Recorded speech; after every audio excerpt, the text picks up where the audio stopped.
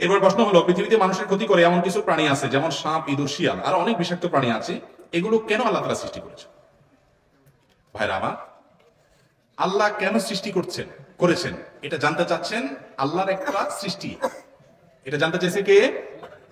আল্লাহর একজন সৃষ্টি। আচ্ছা ভাই, একজন সাধারণ কর্মচারী, পিয়ন, তার মালিক অনেক বড় ব্যবসায়ী ধরেন, পিয়নের কাজ হলো চাটা আগে জোগায় দাও। পিয়ন যদি বলে, স্যার অমুকের সাথে ব্যবসায়িক ডিলটা কেন করলেন, এর কি করতে হবে বলেন? হ্যাঁ,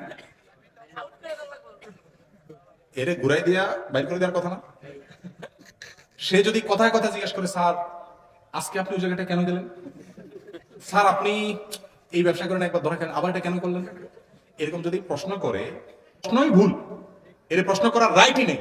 আরে বেটা, সে তো মালিক, কোনটা করবে না করবে, কোনটার কি মাইল প্যাচ আছে না আছে, টার্গেট কি আছে না আছে, এগুলো তুমি সব বুঝে যাইতা, তাহলে তুমি তো পিয়ন হইতা না, তুমি মালিক হয়ে যেতে।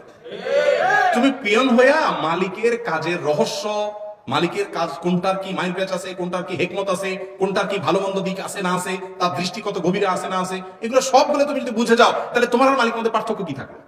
ঠিক না ঠিক? অথচ ওই কর্মচারী এবং মালিক তারা দুইজনই আল্লাহর সৃষ্টি, দুইজনই মানুষ, দুইজনই হাত পা আলা। ঠিক না ঠিক?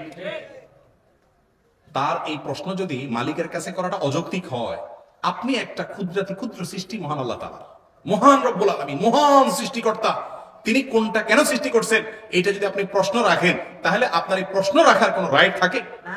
আপনি যদি আল্লাহ তাআলার সব কাজের, সমস্ত সৃষ্টির রহস্য বোঝার মতো ক্ষমতা আপনার চলেই আসে, তাহলে আল্লাহ এবং আল্লাহর সৃষ্টির মধ্যে পার্থক্য কি থাকে? আল্লামা ইকবাল বলেছেন, জু সমঝ মে আ গই ও ফির খুদা কিউ কর হুয়া। মানে বুঝেন? এর মানে হলো, যাকে আপনি বুঝে ফেলেছেন, যার সমস্ত আদেশ নিষেধ, সকল কাজের রহস্য আপনার মাথায় ধরে ফেলেছেন, রপ্ত করতে পেরেছেন, সে আবার আল্লাহ হলো কেমনে? বুঝেন নাই কথা? আরে ভাই, দেশের প্রধান, সরকারের প্রধান, ধরেন দুনিয়া যারা চালায়, বড় বড় নেতারা আছে, অমুক দেশের প্রেসিডেন্ট, তমুক দেশের প্রেসিডেন্ট, বড় নেতা, নেতাদের কাজের, সব কাজের মাইল পেজ কি জনগণ বুঝে? বেশিরভাগই বুঝে না। তো সে যদি তার সব মাইল পেজ বুঝে যায়, তাহলে তার সাথে নেতার কি পার্থক্য থাকে? ঠিক একইভাবে আল্লাহ রাব্বুল আলামিনের প্রতিটি কাজ, তার পিছনে অগণিত রহস্য এবং হিকমা আছে, তার সবগুলো আমরা বুঝে যাবো এমনটা জরুরি না। আপনি যদি সবকিছু বুঝে ফেলতে চান আল্লাহ তাআলার, এটা হলো হাস্যকর ব্যাপার। আপনি কিভাবে সৃষ্টিকর্তার সব রহস্য বুঝবেন?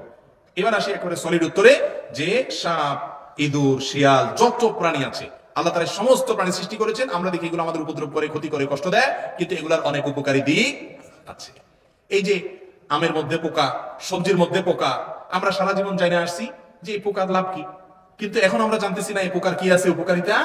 সবজির মধ্যে তাদের অবস্থান, এটার উপকারী দিক আছে।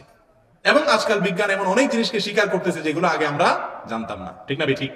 অতএব আল্লাহ রাব্বুল আলামিন এগুলো যে সৃষ্টি করেছেন, এর প্রত্যেকটা উপকারী দিক আছে, আমার বুঝে আসুক। অথবা আমি যদি আল্লাহর সৃষ্টি নিয়ে গবেষণা করতাম, আমরা তো গবেষণা করি না, ইসলামের গবেষণার সাইটটা তো এখন আমাদের মধ্য থেকে হারিয়ে গেছে। আল্লাহ বলেছেন, ইন্না ফি খালকিস সামাওয়াতি ওয়াল আরদ ওয়া ইখতিলাফি লাইলি ওয়ান নাহার লাআয়াতিল লিউলিল আলবাব। নিশ্চয়ই নবমণ্ডল, ভূমণ্ডলের সৃষ্টি, দিন এবং রাতের পরিবর্তন, আল্লাহর সব সৃষ্টির মধ্যে বুদ্ধিমান যাদের মেধা আছে, জ্ঞানী যারা বিজ্ঞানী, তাদের জন্য এখানে জ্ঞানের ভান্ডার আছে, অনেক নিদর্শন আছে যে আল্লাহ কেন সৃষ্টি করেছেন, সবগুলো রহস্য আছে। তারা যারা গবেষণা করে, তারা সেটা আবিষ্কার করার সুযোগ পায়, হয়তো কেউ আগে পায়, কেউ পরে পায়। এবং এগুলোর গবেষণা করার পর একটা সময় কিন্তু ইমানদার বলতে বাধ্য হয়, স্বীকার করতে বাধ্য হয়, সুবহানাকা রব্বানা মা খালাকতা হাদা বাতিলা। হে আল্লাহ, আপনার পবিত্র বর্ণনা করছি, আপনি এর কোনটি অন্যায়ভাবে, অপ্রয়োজনে সৃষ্টি করেন না। বিধায় আল্লাহর প্রতি সৃষ্টির রহস্য আছে। সব সৃষ্টির রহস্য আমরা এখন বুঝবো না। 500 বছর আগের মানুষ অনেক কিছু বুঝে না, আমরা এখন বুঝতেছি। ঠিক না ঠিক? মানুষের সমস্ত কথা, সমস্ত কাজের রেকর্ড হবে, এগুলো কি আমাদের ময়দানে দেখানো হবে, নবী করিম সাল্লাল্লাহু আলাইহি ওয়াসাল্লামকে দেখানো হবে আলমে বারযাখের মধ্যে। এরকম অনেক হাদিস আছে। আজ থেকে 1000 বছর, 500 বছর, 700 বছর আগের মানুষ এই হাদিসগুলোর অর্থ বুঝে না, কিভাবে আবার মানুষকে দেখানো হবে, কিভাবে আবার কাজ সংরক্ষণ হবে, কিভাবে আবার রেকর্ড দেখানো হবে, কিভাবে আবার আমল মাপা হবে। এখন জ্বরও মাপা হয় কি হয় না? পাল্লা উঠানো যায়, জ্বর পাল্লা উঠানো যায়, বাটখারা ইয়াতে কোনো ধামাতে ভরা যায়, কিন্তু মাপা যায় কি যায় না? আমল যে মাপা যাবে, এটা 500 বছর আগের মানুষ বুঝে নাই। আজকার যুগে এসে এরকম অশরীরী জিনিসগুলো যে মাপা যায়, সেটা বোঝা যাচ্ছে কি যাচ্ছে না? কিয়ামতের আগে অনেক কিছু বুঝে আসবে। ইমানদার, সে আল্লাহ তাআলা সমস্ত কিছুর প্রতি ঈমান আনবে, এর নাম হলো ইমানদার। আল্লাহ আমাদেরকে বোঝার তৌফিক দান।